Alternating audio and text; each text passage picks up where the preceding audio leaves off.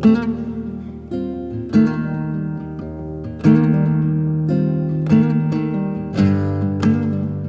sācies rudens, jau nedaudz ieskrējies it kā. Un es pati Twitterī ierakstīju, ka es esmu gatava pumpkin spice lattes sezonai. Un šodien varbūt ne gluži par pumpkin spice latu, bet vispār par kafijām. Un ne tikai kafijām. Es ceru, ka man izdosies aprunāties ar tevi. Šodien Gatis Zēmans ciemos. Čau! Čau, sveiciens! Vai tu piekrīti, ka pumpkin spice lattes sezona ir sākusies? Ko tu vispār domā par šo dzērienu?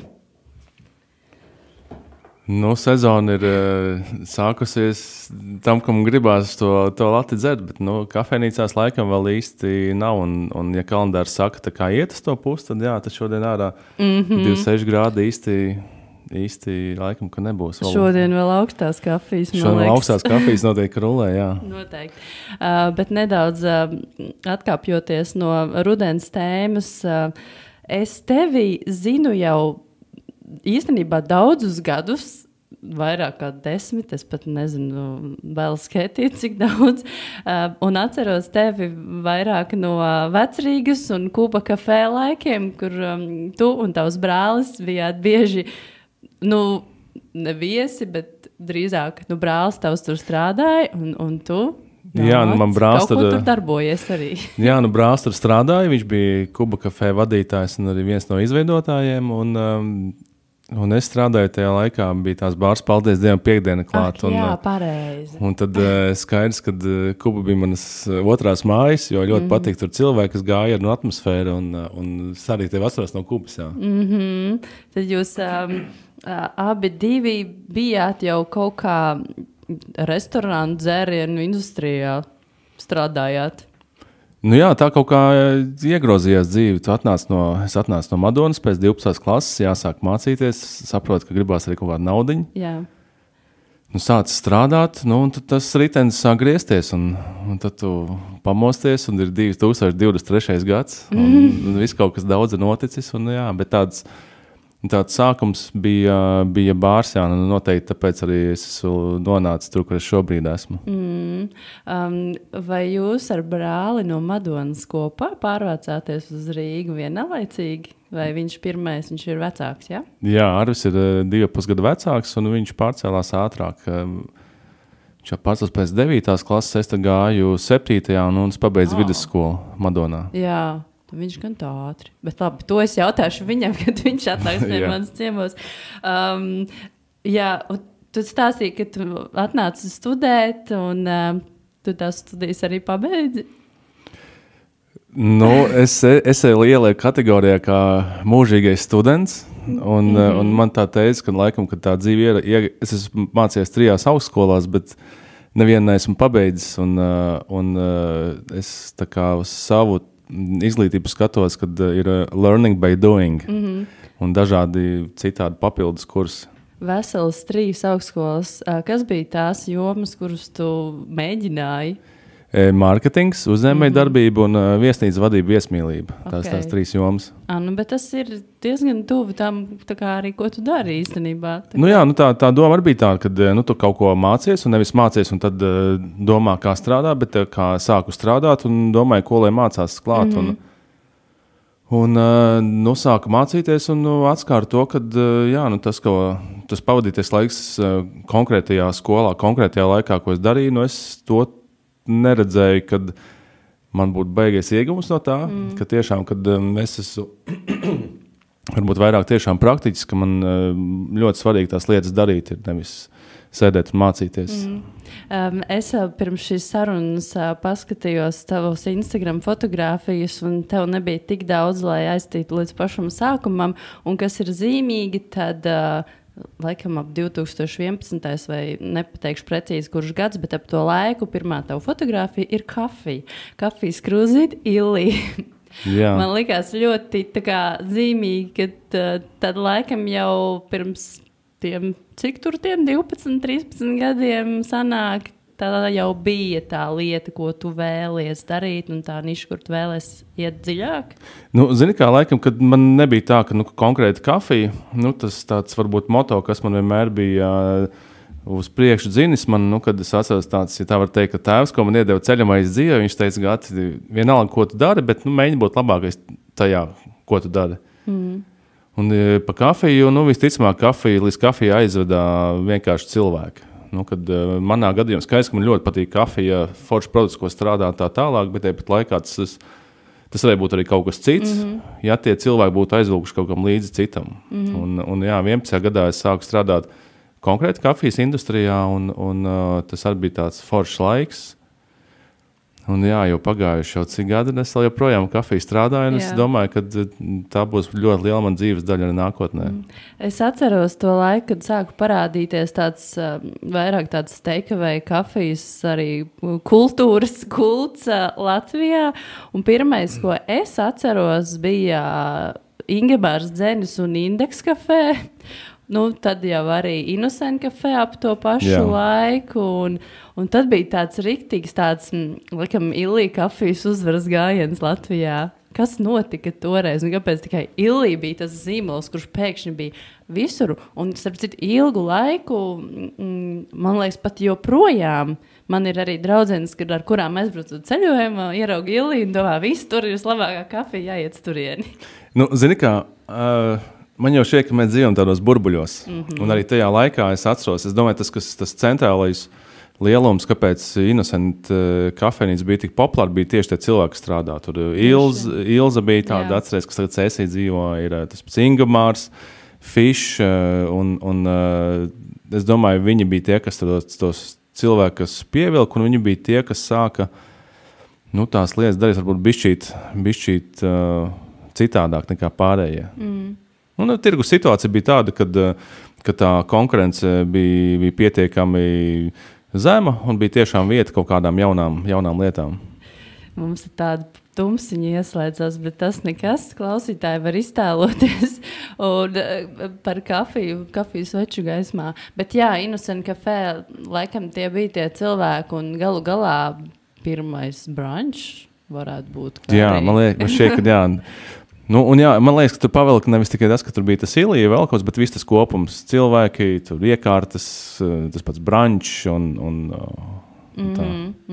Un tu pats tajā brīdī teici, ka tu jau strādāji ar kafiju, un kā tas bija toreiz, kas bija tieši tas, ko tu darīji? Es 11. gadā aizgāju strādāt uz uzņēmumu, kas saucās King Coffee Service. Un es strādāju tur, laikam, 6 vai 7 gadus, un man atbildība bija pārdošana, tieši kas ir tā B2B segmentā, un Innocents jau bija, Innocents ir grupas uzņēmums, un līdz ar to tas ir tā kā, es tur pats arī gāju kā barista strādāt, un forši man bija patika. Un galu galā nonāca līdz savai kafejnīcai, ne tikai kafejnīcai, kafejnīca ir tikai viens no blakus, nevis no blakus, bet viena no lietām, ko tu dari, un mēs runājam par Kalves kafiju. Nemaz nepateicu sākumā, pieņem, ka visi jau zina. Bet Kalves kafija un Kalves kafejnīcas ir tās arī, kur es ikdienā dodos. Un, vai tā, tavuprāt, arī ir vieta, kur iet pie cilvēkiem, tāpat kā tolaik, teiksim, tajā Innocent kafē sākumā, vai tur jau vairāk nāk pēc kafijas tieši tās? Man jau šķiet, ka ir tā, ka nāk gan pie cilvēkiem, gan pie baristām, gan pie zīmola, gan tāpēc, ka garšo kafiju, tāpēc, ka patīk tur interjeras, atmosfēra. Gribās domāt, ka mēs tiešām strādājam pie tā, lai ir labs servis, ka nāk arī tāpēc, ka saņem labu servisu kā produktu. Un tas tāds īpašību kopums, es domāju, nevis kaut kāda viena konkrēta lieta. Bet primāri jau mēs arī dibinot uzņēmumu, mēs aktīvi strādājām.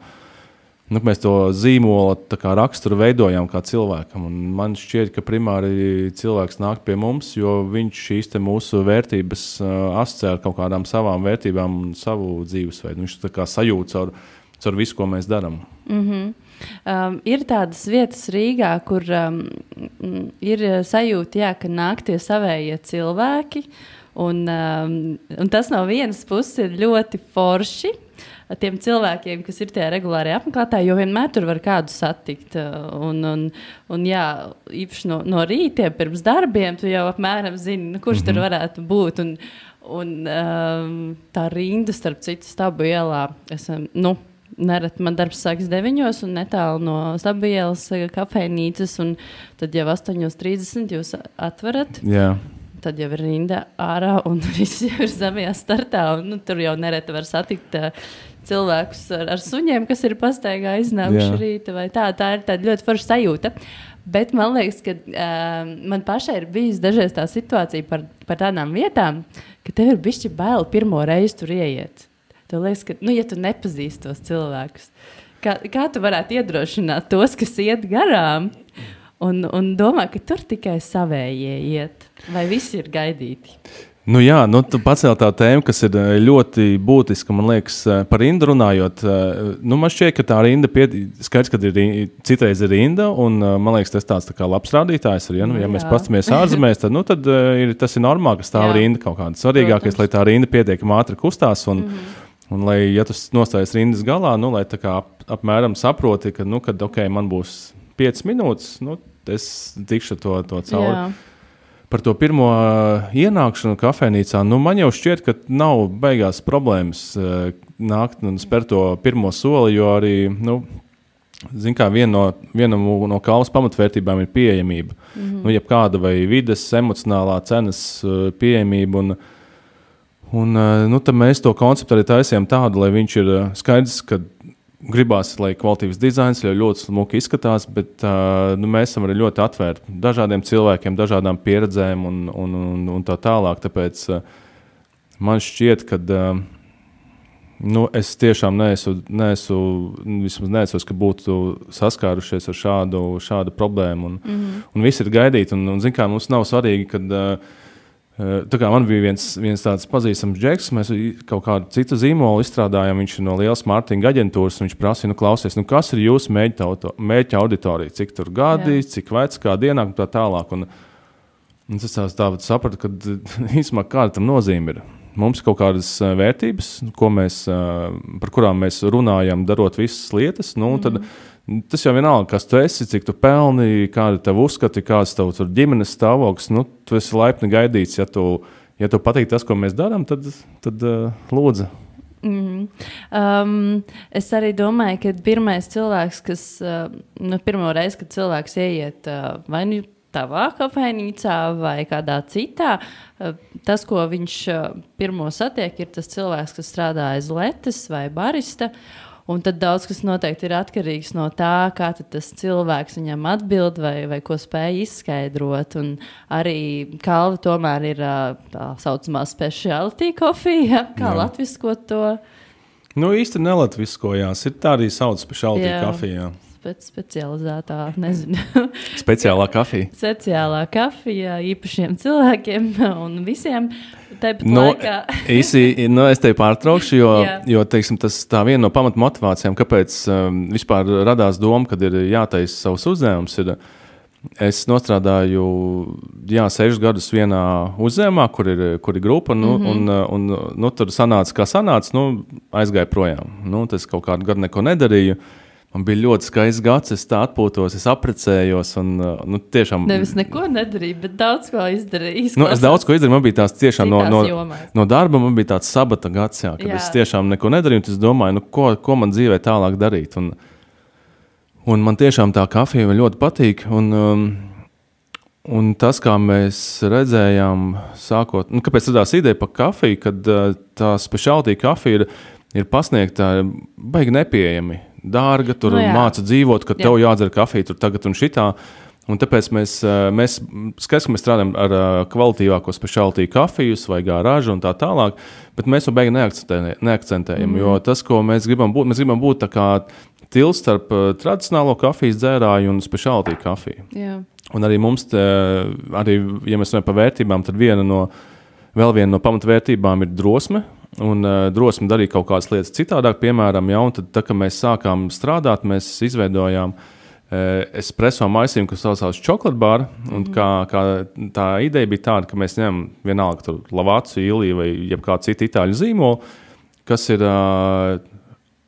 20% robusta, 80% arabika, un mēs vienkārši paņemam to un izdaram tādā mūsu kvalitātes standartā.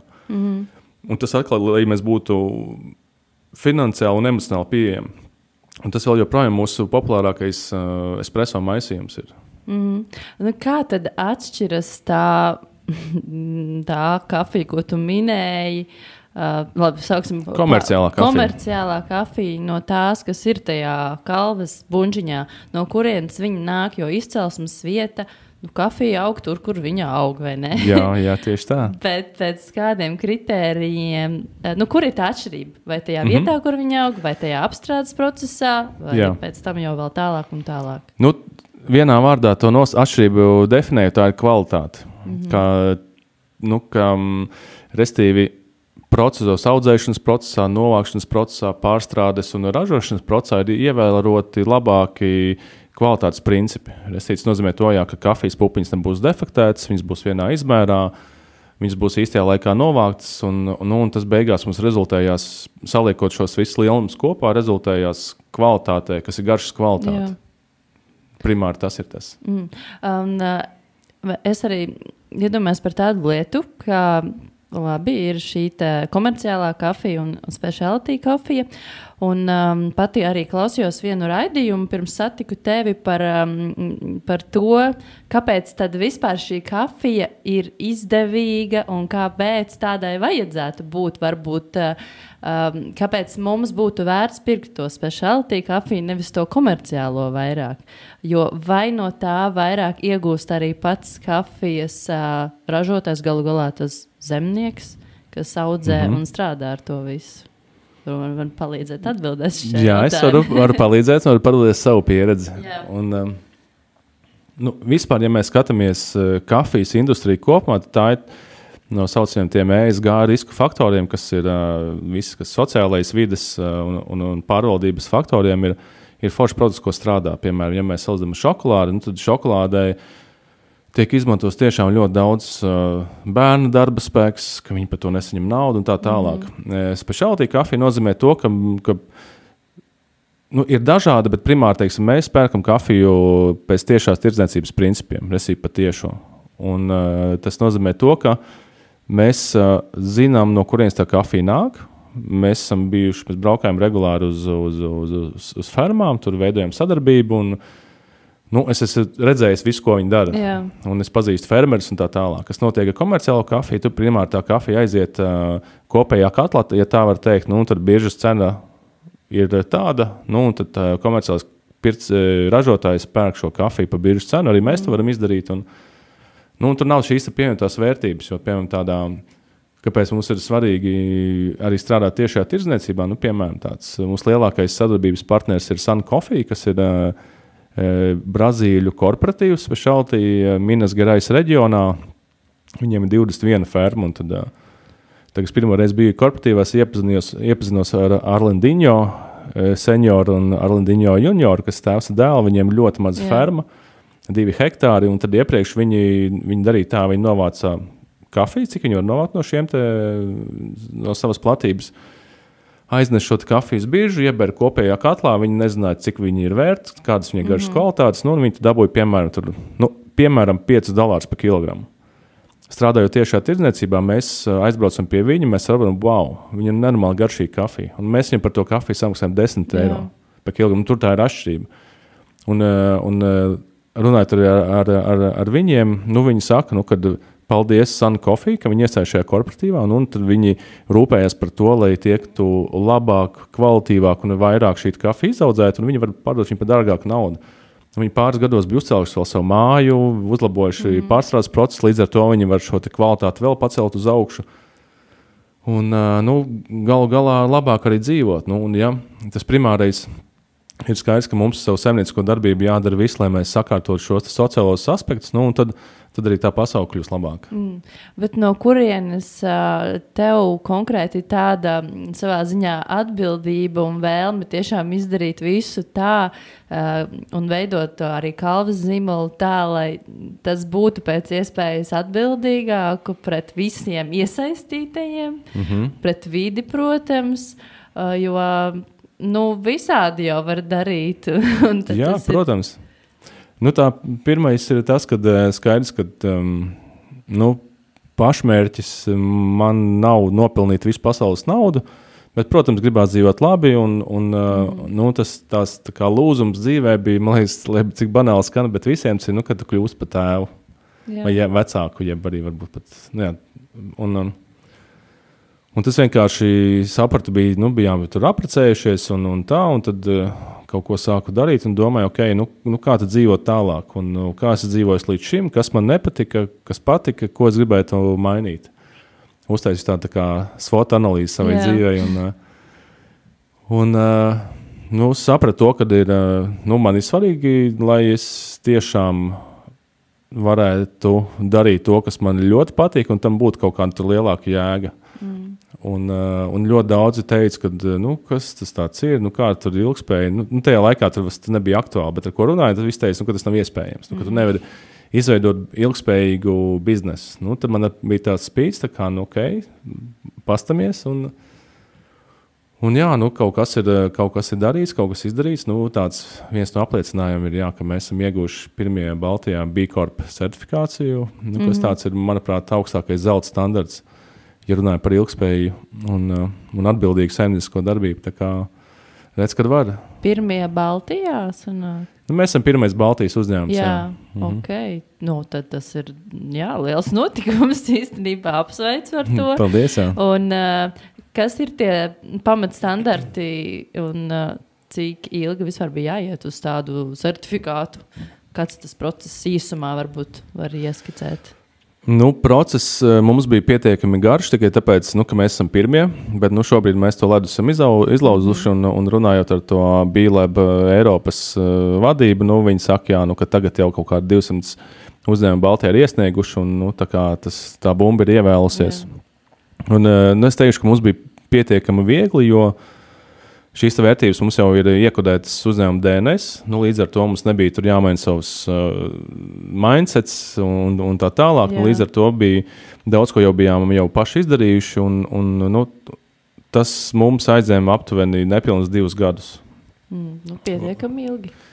Jā, pietiekami ilgi tiešām, bet tas tikai tāpēc, ka mēs bijām sagatavojuši mazākā gada laikā šo te visu dokumentāciju, un tad attiecīgi tas izskatīšanas process, tā kā te neviens vēl nebija, tad viņi tur savā pusē marinēja. Es zinu, ka daudzi pazīst Fairtrade certifikātu vai eko-marķējumu, bet šis jau ir kaut kāds pilnīgi cits atkal līmenis. Jā. Jo Fairtrade arī, man liekas, tas ir tāds, ka tā doma laikam ir tāda, ka tu godīgi samaksā it kā tiem, kas tur ir iesaistīti, mazāk arī domājot par tā produktu kvalitāti. Tā kā tas nav izšķirošais. Kā ir eko vispār ir arī cits stāsts? Kas ir bio, jeb eko, tā ir ļoti laba certifikācija, jo to tiešām arī mums ir bio ražošana, tur tiešām nāk ik pa laikam pārbauda, un tas ir tāds, kad ļoti laba certifikācija. Kas attiecās uz Fairtrade, tad Fairtrade bija primāri orientēta uz sociālo prizmu, tieši tā, lai tur fermeri saņemtu vairāk. Tad ir vēl tāda, piemēram, tur Rainforest Alliance, bet ja mēs salīdzinām šīs abas certifikācijas ar B Corp, tad tur ir tā, lai tu tiktu pie Fairtrade vai Rainforest Alliance certifikācijas, tev primāri jāsamaksā.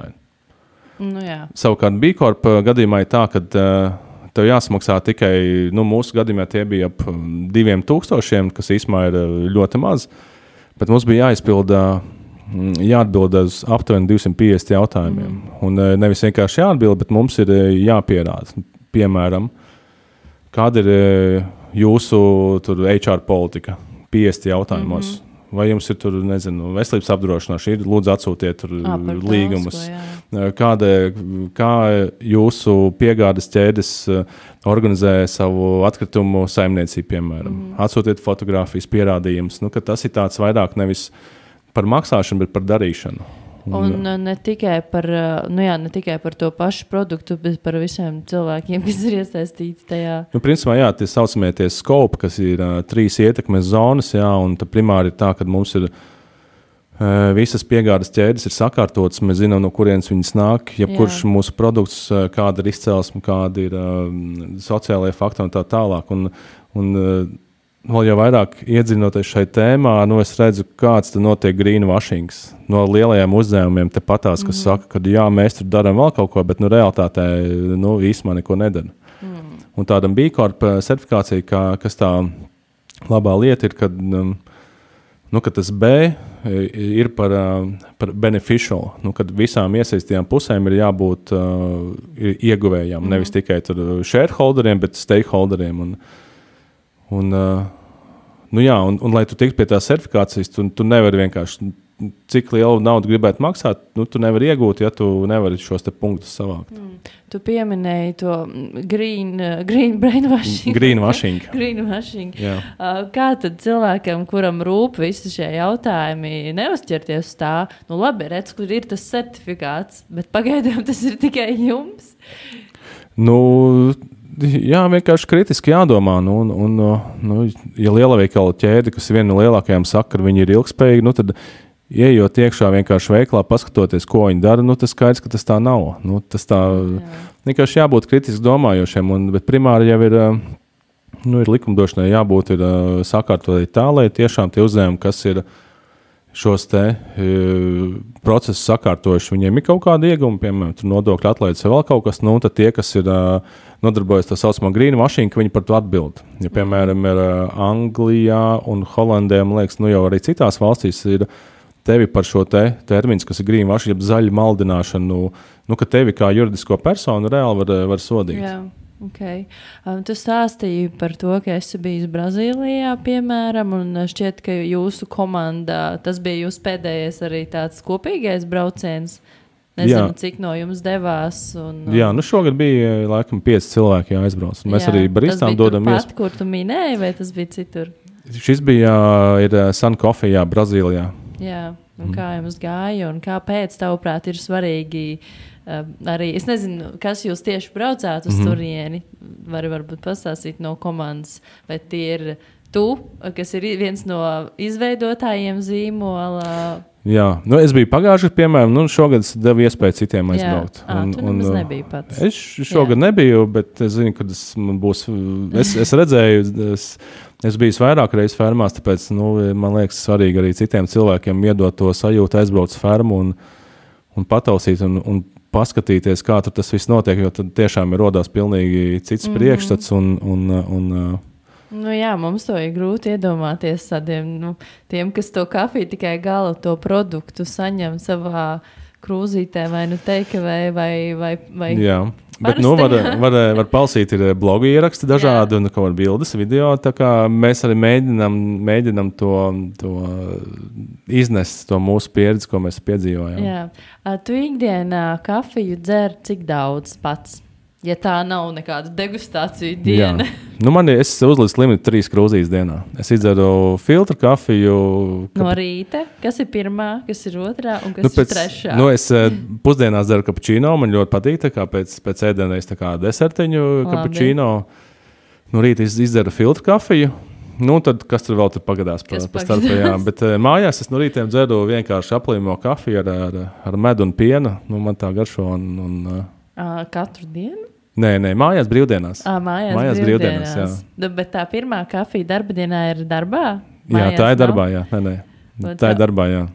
Vai tev mājās nav savs īpašais kafijas automāts, vai ir tā aplēmā kafija ar medu un pienu? Jā.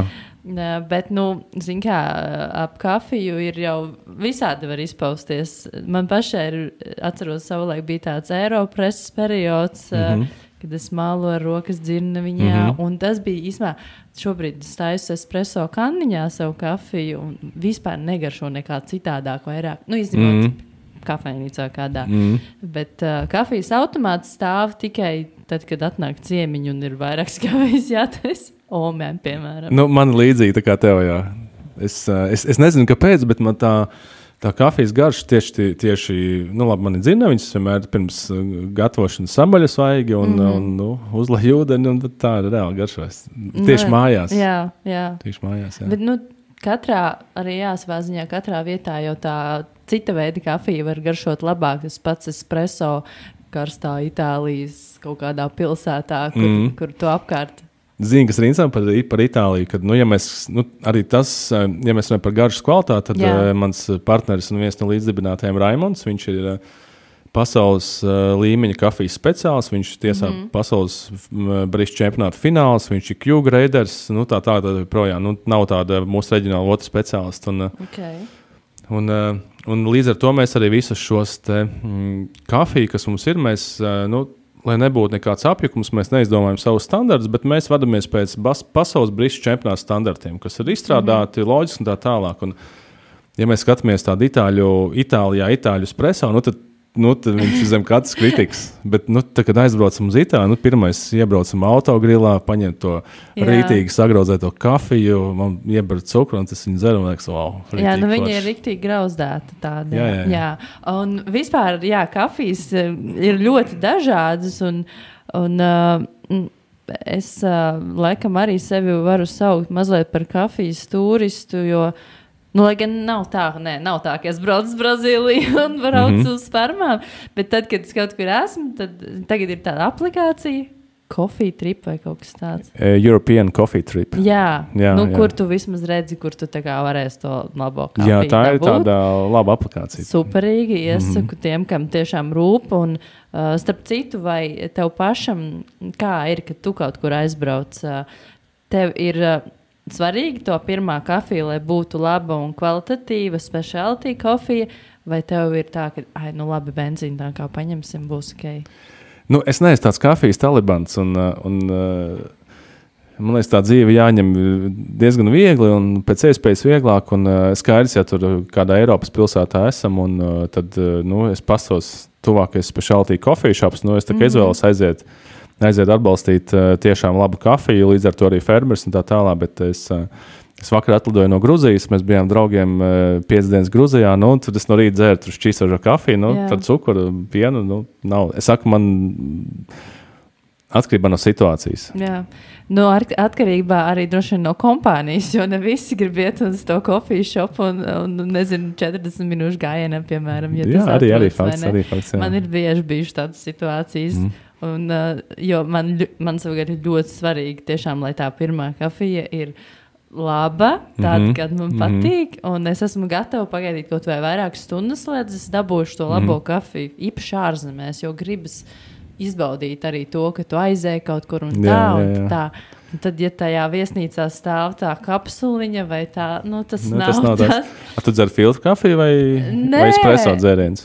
Nē, es dzeru espresso dzēriens. Nav pat tā, ka es dzeru to melno, vai ne? Un ka it kā kāda starpība tu ar pienu var iedzert. Šis arī ir īsmā viens no jautājumiem, ko es tev gribēju pajautāt, bet tu jau atzinies, ka tu dzer filtru kafiju un arī pēc tam kapučīno, kā desertiņu savā ziņā ar pienu. Jā. Kā tu raugies uz to kafijas dzeršanu? Labi, varbūt tiešām kā speciālists un nevis kā snobiski, tā kā aktīvs ne ar pienu nevar dzert, bet lai tās garšas nianses izbaudītu. Tomēr labai kafijai, kvalitatīvai, viņa būtu jādzer pēc tā piena. Zini, kāda ir labākā kafija? Tā, kas vislabāk garšo. Labi. Un vienalga kā. Bet, protams, kad... Bet, ja es esmu nopirkusi dārgu kafiju, manuprāt, un tās pupiņas, un tagad, lai tas būtu tā vērts, Man būtu vērts viņu nodegustēt arī varbūt tomēr bez tā piena. Nu, man jau liekas, ka vienalga vai tā ir kafija, kaut kas cits, kad tev jābūt tā kā atvērtam tai pasauli un jāapmien kaut kādas labas lietas. Bet tāpat laikā, ja tev garšo tā kā garšo, tad, zini, kas es, lai mācītu? Protams, kad, tāpēc mēs taisam šos te kafīnās, to saucam batch brew, ka mēs attaisam filtra kafiju, un ar to mēģi tādu, kad viņa ir pietiekami lēta, viņa nav ilgi jāgaida, vienkārši samaksā, ielai, dzer, pagaršo, garšo, super. Ja to garšo, tad tu vari tā kā mājās turpināt kaut ko. Zini kā, es domāju, cilvēks, kuram tur galvenais pielikt tur pienu un cukuru klāt, visticamāk, viņš tādu kafiju nemaz nepirks. Kas ir tur delikāta, kur ir labāk taisīt kā filtru, viegli grauzēt, Tāpēc, bet, ja viņš nopērk tā pagaršo, viņam negaršo, droši lietas klāt cukuru, pienu, ko izkot vēlies. Bet tā pašai pumpkin spice latē tā kafija ir vairāk, tā kā piedeva nekā pamata tā viela, es teiktu pat. Ja tur ir kaut kāds, kā viņi pagatavo, es laikam tā neredzu, jo tas, kā ar jebkuru, piemēram, kulināriju, vai ne? Tu vari paņemt kaut kādu tur, es nezinu, produktu, vienalga, lai kas tas būtu, viņu apēst tīru, kvalitīvu produktu un izbaudīt viņu, bet tāpat laikā tu viņu jau varam pielikt tur sviestu, saldo krējumu, pieliet vīnu, sāli, piparī, kainas piparu, un tad viņš arī būs ļoti garšīgs, bet tas kaut kas cits. Un tāpēc piemēram, tā pati tur vienalga tā lāta, ko tu minēji, tad, kāpēc, lai dzēriens, kur ir ļoti laba kvalitīva kafija un pieliek kaut citas vēl kvalitīvas produktus un tur rodās šī sinerģija, tad tas, manuprāt, baigi forši. Man gan arī liekas interesanti, pagatavojoties par kafijas tēmu, nedaudz vairāk palasīju vai paklausījos, tas, ka tā specialty kafijas dzeršana tieši vai filtra vai citos visos pagatavošanas veidos, bet ka viņa ir melna, bez piena, ka tas arī ir veids, kā īstenībā atbalstīt tos, kas audzē to labo kafiju, jo tiklīdz tu sāc liet klāt pienu, tev ir mazāk svarīga tā kvalitāte tieši tām tās garšas nianses, jo vairāk piens, jo vairāk cukurs, jo nav mazāk svarīgi, cik kvalitatīva ir tā kafija. Tad, tas nav tā kā, arī es negribu teikt, ka viss, kas pērk veikalā, vienkārši maltu kafiju, jo ārprāts tā nedrīkst darīt. Nē, protams, bet man likās vienkārši interesanti aizdomāties par to, ka savā ziņā varbūt kādam liekas snobisks specialty kofiju, to hipsteri tikai dzer, ja tāda vispār vēl eksistē hipsteris. Tagad ir vecēji hipsteri. Tagad ir sojas latas dzērāji, starp citu, arī tāds termins. Bet, ka tas ir arī tāds veids, kā tu atbalsti tos cilvēkus, kuriem galu galā audzē, un ka tas ir daudz vairāk. Zini kā, es nevaru īsti līdz galam piekrist, jo atkal, kad nav jau svarīgi, kā to kafiju dzer. Arī ar pienu un pielikot cukuru, tas, ja tev tā slikta kafija būs bāze, tad tas dzēriens arī būs tāds, kāds viņš būs.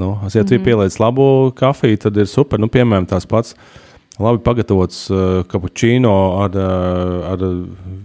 ļoti labu kaut kādu single origin espresso, un tiešām viņš garšo kā deserts. Un tas ir, varbūt citas kafijas garšo labāk ar pienu nekā varbūt bez piena, tāpēc nav tādas viennozīmīgas atbildes, un man šķiet arī, teiksim, ja runāju no tādas tur atbildības puses par fermeriem, tad es domāju, ka tur liekot kaut ko klāt, tas tur būtiski neietekmē. Nē, ja jau tā labā kafija ir iegādāta, tad jau tālāk ir principā, pats kā vēlies tieši tā. Un tu jau arī dzerot to kafiju ar pienu un kaut vai sīrupu, tu jau vari par to fermera domāt, un tu jau to savu puses izdarījis. Mēs jau tā višķiņ idealizējam, ka tik visi, kas pērk domā par tiem fermeriem, noteikti jau, ka nē. Bet tādēļ ir forši, ka ir vietas, kā piemēram Kalve, kuri to izdomā un izdara jau mūsu vietā, un ka mēs jau varam, veikt tādu atbildīgāku pirkumu paši neiedziļinoties tajā. Jo, protams, jā, es piekrītu. Zini, ko es gribēju pateikt vēl aizvirs par tiem ceļošanu specialty kofiju konceptiem.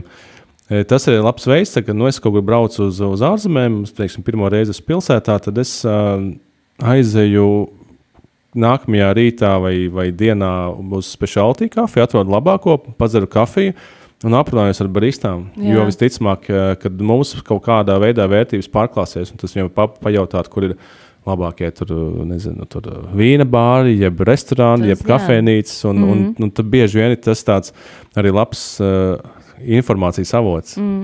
Bet mēs tagad runājam par labu kafiju, bet man nāk prātā arī sliktas pieredzes un valstis, kurās ir grūtāk to dabūt, īpaši, ja nemeklē tajā aplikācijā, jo jā, tagad esmu gudrāk skatos aplikācijā, bet pirms tam, piemēram, Somija, Zviedrija, it kā vietas, kur ir ļoti labas kofija roasterijas pieļauj un viss tās, bet tā pamata kafija, kas tur tiek dzerta, ko tu vari dabūt, visu tā ir šausmīga.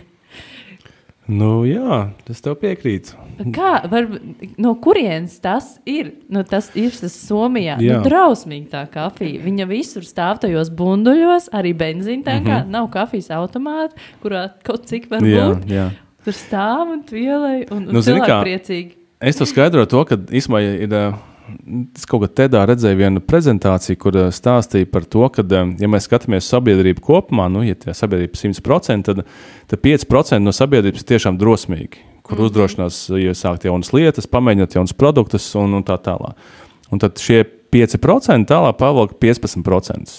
Lūk, un tagad šie kopā jau 20% sāk lietot kādu produktu, tad tā pārējie 80%, ja tā masa, tā kā ok, baigi forši, un tas tad paliek tāda tā kā mainstream. Jā. Ja mēs skatāmies uz kafiju, tā ir kā jebkura cita kultūra, kurā dzīvo savu dzīvi, attīstās, aug un tā tālāk, un man pirmā saskarsme ar specialty kafiju bija 2011. gadā Londonā. Tad bija, es atceros, tādā Bricklainā, kur notika Londonas kafijas festivāls, bija kaut kā 3 specialty coffee shop. Tad aizbraucot tagad, kas ir 12 gadus vēlāk, tad tur Bricklainā principā katrā otrajā kafejnīcā ir specialty kafija. Tā ir tā atbilde arī varbūt tādu Zviedriju, kad tāds, tu esi starp tiem pirmiem 20%. Tad... Un, ja mēs skatāmies, teiksim, Eiropā tā kafija, arī Latvijā tā kafijas kultūra īstenībā ir ļoti laba. Un, ja mēs salīdzinām, kā bija pirms kaut kādiem gadiem 10, viņi ir stipri uzlabojusies. Tādā vidējā kafijas kvalitāte kaut kādā vietā ir stipri labāka. Es domāju, tas, tā specialty kafijas kultūra, viņa sasniedz kaut kādu briedumu, tad tas paliek par tādu normu. Jā. Okay. Vai tu vari nosaukt savā pieredzē vai vispār, balstoties uz savām zināšanām, kaut kādas top 3 valstis, kur tu zini ir labākā kafija, un tad, kur ir sliktākā pēc tavas pieredzes bijusi? Atkarībā no kādiem. Redzi, tā ir grūti. Es pēc dabas esmu diplomāts. Labi, domājot vairāk par tādām, par to, kā cilvēki ikdienā dzer. Tāpat Itālija, tas pats espresso piededzinātais. Un, protams, arī Itālijā var aplikācijā atrast kaut ko labu, bet vairāk par tādu ikdienas tādu kultūru. Varbūt, kas ir tavai gaumē atbilstoši. Mums nav jāpasaka, ka tas ir slikti. Nē, protams, katrā kultūrā ir atšķirīgi, bet tīri tavai gaumē. Kur tev ir bijusi varbūt tādas labākās pieredzes? Var neteikt top 3, top 1 kaut vai. Londona, protams. Kā pilsēta, man liekas, tur viss ir viens no vislabākajiem. Jā, droši vien var piekrist. Bet zini, kas ir interesanti? Tiešām man kafija, ko mēs gatavojam, man garšā vislabāk. Un man liekas, mēs tiešām to darām ļoti labi. Zin kā, katrā pilsētā ir, ja mēs runājam par tādu veco Eiropu, rietumu Eiropu, tad visur tu var atrast super ļoti labas kvalitīvas kafijas konceptus. Bet tāds, sliktākais ir mēs tāpat tur, Gruzija. Diezgan švaki. Bet tāpat laikā, ja tu ņem vērā apstākļus un situācijas, tad tāds ir. Tikai to pieņem kā tādu faktu. Tu stāstīji par kafijas festivālu, par kafijas, mums ir labākais sommelier pasaulē šobrīd. Jā. Kad mums būs labākais barista? Kā ir šajos konkursos? Jo no Latvijas taču arī noteikti piedalās, un arī no Kalvas, ka jau kāds. Jā, ir pēdējo reizi, kad Latvija, Raimonds, partneris, mēs bijām Dienvidkorejā, pārstāvējām Latviju, Tas ir tā kā pasaules kafijas čempionāts. Un te ir tā, kāpēc arī man ļoti patīk strādāt kafijas industrijā, piemēram, ja salīdzināt kaut dažādiem kokteļiem, vēl kaut kā, piemēram, tādiem kokteļiem ir, man liekas, kaut kādi tur tūkstošiem organizācijas, kas taisa savus pasaules čempionātus. Nu, tā kafijas tēmā ir tā, ka ir viena organizācija, kas tur visus apmācības, standartus, pasākumu organizēšanu un tā tālāk. Un, lai tu tiktu uz pasauli, tev jāvinē nacionālais čempionāts. Lai tu vinētu nacionālo čempionātu, viņš ir jānoorganizē. Vispirms. Jā, un tur jāpiesaist sponsori, jābūt biedriem, nu tā projām. Mums ir tāds. Nu, pēdējo reizi mēs organizējām 19. gadā, kas bija pirms Covid, jā, tad vinnēja tāds puisis Jānis Podiņš, viņš šobrīd strādā Kopenhāgenā, man liekas, jau kaut kādus 7 gadus. Kopenhāgenā arī kafija. Tur arī viss kārtībā, jā, kā jau viss Dānijā. Jā. Nu, lūk, un lai tādu, ja tu vinnēji pasaules brīžu čempionātu, nu, tad tu esi tās tā kā profesionālais sportists, ka tev ir sponsoru līguma tā tālāk. Jā. Un, lai saprastu to mērogu, mēs, lai sagatavotos čempionātam, nu, man liekas, mums tas izmaksāja kaut kas nedaudz zem 5,000. Tas ir zaļā kafija, aizbrauc Dienvidkoreju, sagatavoties tā projām. Pirmā vieta ir jārēķinās vismaz, ja tu gribi vinnēt, tad tev budžetam jābūt vismaz 250,000. Tas jau tāds liekas, kas tur kafiju pagatavot, jā, bet tas ir tāds nopietni. Kafijas industrija kā tāda ir pietiekami liels biznes jā, kad valsts finansējums šim droši vien vēl nav piešķirts. Nav, es domāju, ka nebūs, iespējams, ka nevajag. Redzēs, nevar zināt, bet tad nav bijis Latvijā, no Latvijas neviens nav piedalījies kopš 19. gada, jā? Tad bija Covid, protams, pauzīt, viss saprotams. Šogad bija atkal notika čempionāts. Pirms tam bija vienkārši nenotika viņa dēļ Covid situācijas. Lielais notika. Jā. Bet Latvijā nē. Latvijā nenotika, jā. Bet vai tu gribētu, lai ir iespēja to darīt katru gadu? Jā, protams, un mēs noteikti pie tā arī strādāsim, jo tā mūsu mērķis ir arī veicināt to kafijas kultūras attīstību. Tas ar tādiem čempionātiem un dodot tādiem jauniem censoņām iespēju, tā kultūra iet uz priekšu un arī auga. Un tāda baristas, ja mēs skatāmies uz profesiju kā barista, barista nav tikai, kas gatavo kafiju, un tiešām baristam ir liels iespējas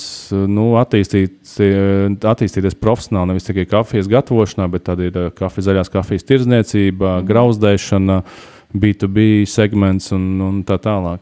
Jā, jo tas ir viens, ko vispār no malas mēs redzam tikai to kafijas gatavošanu. Un tad liekas, cik tu veidos tur var izpausties, uzzīmēt seņu, varbūt, nezinu, jā. Bet tas laikam, starp citu, šajā čempionātā, kas ir tās lietas, kas ir jādara tam baristam? Baristam, jā. Tur ir vairākas disciplīnas, un tāda prestižākā, jeb klasiskā, tur ir tā, ka tev ir 4 tiesneši, sensorie tiesneši un 1 tehniskais tiesnesis. Un tad tev ir jāpagatavo 3 dzērieni, viens, kas ir espresso, tad ir piena dzēriens un tad ir signature dzēriens. Un tur ir konkrēta metodika, kā tu vērtē profesionalitāti, tavas zināšanas par kafiju, reģionu, grauzdēšanu, tavas pagatavošanas prasmes, tā tālāk. Tas tāds liekas, kāds garš objektīvi novērtēs, bet garš var objektīvi novērtēt. Un, tas, ka tev kaut kāds, nezinu, tur vienalga gabols negaršo, bet tu vari novērtēt, cik tā garša ir kvalitīva. Un primāri to garšu, kādu kafijas spējas atrast kaut ko unikālu, kā tu viņu spējas sagrauzdēt un kā tu spēj viņu pagatavot.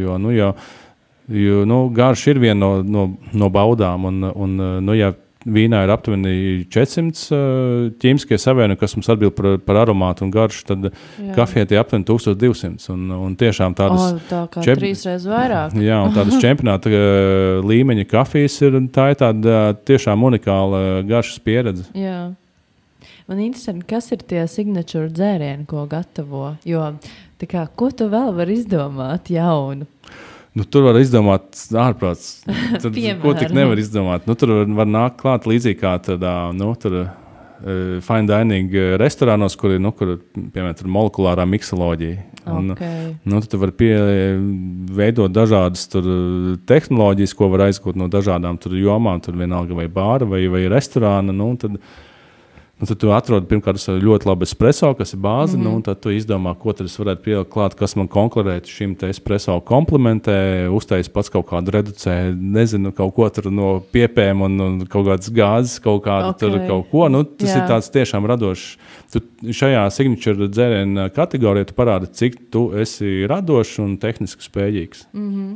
Interesanti, cik no tiem dzērieniem pēc tam arī nokļūst kaut kādās roasterijas, bet kafejnīcu dzērienu kartēs. Jā. Reku, piemēram, mums bija Latvijā nenotika čempionāts, bet notika Ukrainā. Mums ir meitene Alīna, kas strādā jau no pagājušā gada marta, atbrauc no Harkivas, un viņa tagad ir, principā, galvenā grauzdētāja. Viņa arī piedalījās Ukrainas čempionātā. Viņa dabūja 5. vietu, un tad viņa taisīja tos savus dzērienus pie mums kafejnīcā vienu sestdienu. Tu varēja nākt un tiešām nogaršot tādu čempionāta līmeņa kafiju, kas bija tāda unikāla iespēja. Man liekas, interesantākais vismaz nosaukuma ziņā, kas ir pie jums, ir vanīlas nitro latte. Ko nezinātais nesaprast, kas tas par nitro, kas tas ir, bet man vēl ļoti garšo. Es vēl vairākas reizes pārlasīju, vai es pareizi izrunāšu, kad es pasūtīšu. Ka tā ir arī kaut kāda? Tur ir vienkārši ļoti labs espresso ar zirņu vaniļas pienu, un viņam ir klāt pievienota slāpekļa gāze. Nevis tur CO2, kas iedod to burbuli, bet slāpekļa gāze, viņa ir ļoti neitrāla garšā, bet viņa ir tāda ļoti patīkama tekstūra. Mēs te runājam arī par darbiniekiem un baristām un visu, un cilvēkiem galu galā, kas ir tie cilvēki, kas sagaida cilvēkus kafejnīcā. Zinu, ka vispār restorāna industrijā tas nav viegli atrast un noturēt cilvēkus, droši vien atkarīgs no darba apstākļiem. Arī.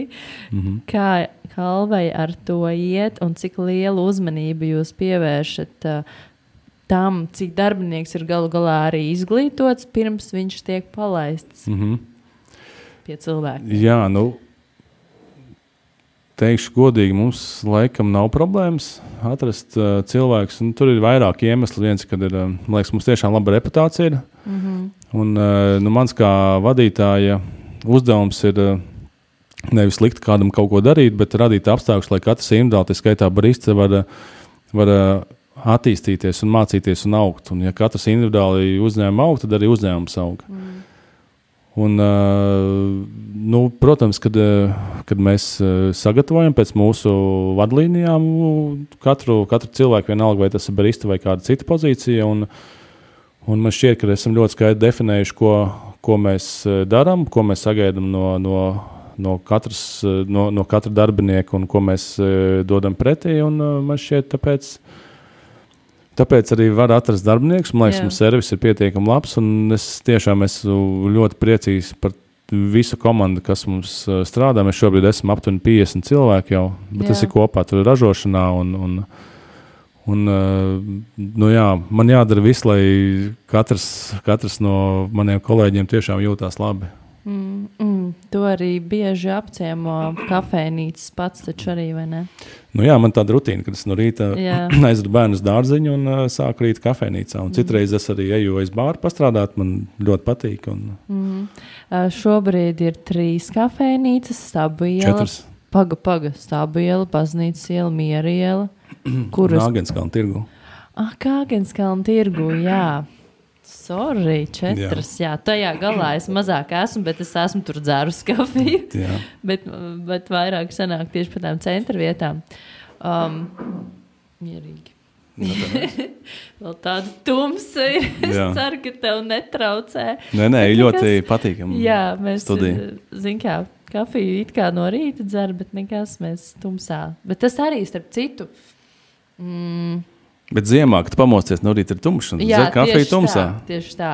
Un ir cilvēki, kurus ļoti ietekmē tas kofeīns galu galā, kas ir kafijā un kad tiešām nevar aizmet vai kā, bet tas arī baigi individuāli, kāds atkarīgs no cilvēku, no organisma.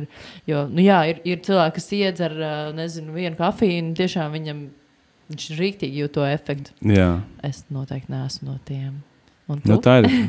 Es saku, es uzlicu savu tādu ikdienā 3 krūzītes, tas tāds maksimums vairāk. nav vajadzīgs. Ar to arī pietiek, jā. Un galu galā, jums ir bezkofīna kafija? Jā, mums ir ļoti laba bezkofīna kafija, un tiešām ļoti daudz nāk tieši pēc bezkofīna kafijas. Jā, tā kā ir opcijas. Bet vispār, man liekas, ka kofeīna kaut kādas tās sliktie efekti nav nemaz... ir pārspīlēti. Ir īstenībā ļoti daudz labo. Jā, kofeīns ir ne tikai kofeīns, bet arī viss, kas ir daudz citas aktīvās vielas, kas ir kafijā, ir ļoti labas. Un skaidrs, kafiju nevajag pa daudz dzert. Un, noteikti arī kafiju nevajag dot bērniem. Tagad cilvēkam organisms attīstījies, tad var to kafiju sākt dzert. Un ir ļoti daudz pētījumu. Īsumā šogad iznāca arī viens latviešu valodā pētījums tieši par kofeīnu un aknu darbību un ietekmi uz aknu cirozi. Un labā kafijā ir ļoti, ļoti, ļoti daudz labas vielas. Bet svarīgi, ka nevajag pārdozēt. Kā jau visas labās lietas. Tā kā bija profesors Danilāns, zin tādi, ja? Jā, protams. Un viņš teica, viņa prasīja, kas tie stūrakmeņi kvalitīvai dzīvē? Viņš teica, kustība, šķiedrvielas un kafija. Wow! Tas ir tā kā ļoti laba reklāma. Ļoti labi, jā. Arī tev. Un, jā, ir 4 kafejnīcas, viss notiek, ir certifikāts B Corp. B Corp, jā. Jā, un it kā gribas vaicāt, ko tālāk, kas tālāk, bet droši vien, kad visu laiku kaut kas atrodas vai neko tālāk. Mums ir īstenībā liela plāni. Mums skaidri nodefinēts tāds saucamais big picture uzņēmuma. Un, mēs zinām, kur mēs ejam. Tas, kas mums vienkārši ir jāizdara, ir pareizajā ātrumā tas viss jādara. Bet, primāri, mēs pārsvarā runājam par kafejnīcām un tā, bet tā ir īstenībā mums no biznesa mazākā daļa. Tā ir redzamā mums. Jā, tieši tā. Tā ir redzamā daļa, bet otra puse ir tieši tā B2B daļa, kas ir privāto zīmolu grauzdēšana un tā tālāk. Un plāni ir lieli. Mēs gribam iet arī. Vēl viena no uzņēmuma vērtībām ir pieejamība, un kādā brīdī plānojam arī iet arī IPO, jeb kotēties biržā. Un skaidrs, ka paplašināsimies arī uz Igauniju. Ceru, ka šī gada beigās vai nākamā gada sākumā šobrīd vērsim vaļā pirmo kafejnīcu Vācijā, Diseldorfā. Tur jau sāksies remonts. Jā. Bet tur būs citu zīmolu, nevis kala, bet būs tirgumu pielāgots zīmols. Tā kā ambīcijas mums ir, plāni lieli. Gribās domāt, ka arī ir spējas šīs ambīcijas realizēt, tā kā ir tikai jāstrādā. Jā. Vācija. Es atcerējos, ka jums māsa tur dzīvoja. Jā, man māsa tur dzīvoja. Jā, tu pazīsti man māsu? Nē, bet es atceros no tiem senajiem Kubas laikiem, ka jums bija māsa, kur dzīvoja Vācijā. Jā, māsa jau vairāk kāds 20 gadus laikam dzīvoja Vācijā. Vai Diseldorfā vai citur? Diseldorfā ne, bet netālu no Diseldorfas. Okay, jā, tāpēc man likās tā Vācija interesanti, kāpēc tieši Vācija, tad varbūt, ka šis ir iemesls, varbūt kāds cits ir iemesls. Nē, tur ir cits iemesls. Tā vienkārši sakrit, ka māsa arī varēs braukt un padzert kafiju. Sveiciens māsai, viņa klausās gadījumā. Sveiciens, Marta. un jā, brālim arī tad jau pierreiz. Sarunāts. Bet jebkurā gadījumā man prieks, ka jūs esat, un es tiešām izbaudu savu dubulto kapučīno no rītiem. Un tās krūzītes un vispār interjeras kalvē, tas ir vēl viens atsevišķs stāsts, kas ir, vizuāli ļoti, ļoti baudāms un noteikti arī viens no iemesliem, kas motivē pie jums. Te paldies Jānim Andersonam, viņš ir ģeniāls. Ļoti, un jaunā Mierielas kafejnīca jau arī, tur ir pasakaini, vispār. Bet klausieties, tu zināji, kad mēs katru kafiju taisam bišķi citādāk, vai ne?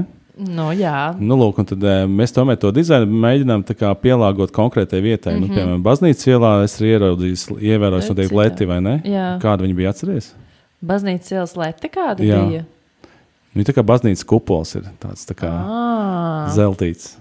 Jā. Un tad tā Mieriela arī viņa tāda, lai viņa būtu tā krāsaina, rotarīga, tur teātris blakus, dzemdība nams, un lai tāds tā kā nedaudz tāds pieaudzis bērnišķīgums un tāds rotarīgums nedaudz būtu interjerā. Man ļoti patīk, ka tur ir tas lielais galds, kur var sasēsties nepazīstami cilvēki viens otram blakus un iedzert to savu kafiju. Un parunāties. Jo galu galā, stāsts nav tikai par kafiju, bet arī par cilvēkiem. Uz tādas nos arī varētu šo sarunu tumsiņā noslēgt. Ja ir vēl kaut kas, ar ko tu vēlies padalīties, droši. Daudz jau ko teikt, bet teikšu paldies tev, kad uzaicināji lai visiem laba veselība un visiem veids. Kafejnīcā, bet tev ir viens uzdevums, mūzika. Vai tu domā par to pirmkārt, kas skan kafejnīcās? Tur nav tādas uzbāzīgas mūzikas. Es tagad mēģinu atcerēties, jo ir jūsu konkurenti, ja var tā teikt, Rocket Beans. Pie viņiem ir vienmēr tādas playlists ar labi pazīstamām dziesmām, kurām dziedāt līdzi. Vismaz tādā, manā gaumē.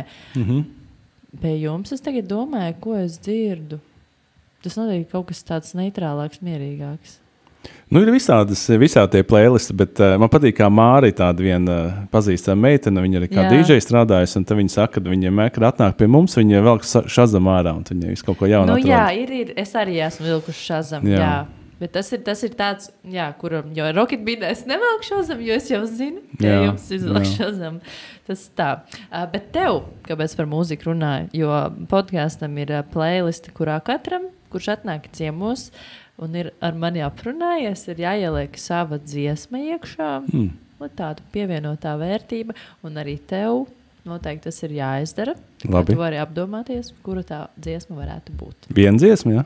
Viena tikai, Jā, ok, sarunāts. Tagad jāsaka. Tagad jāsaka? Jā, tagad jāsaka. Es nesūtīšu linku. Labi. Ja vajag pašpikot telefonā, to arī. Es jau zinu, es vedu uz meitas dārzu, viņa saka uzlies to dziesmu, un tas jau baigi ilgi ir, tā ir dziesma no vienas filmas, saucās Oblivion, un viņa izpilda M83. Ok, tā neviens nav ielicis no M83 vēl neko. Lūdzu, te būs. Paldies tev. Klausāmies dziesmu un dzeram kafiju. Jā. Paldies. Atā.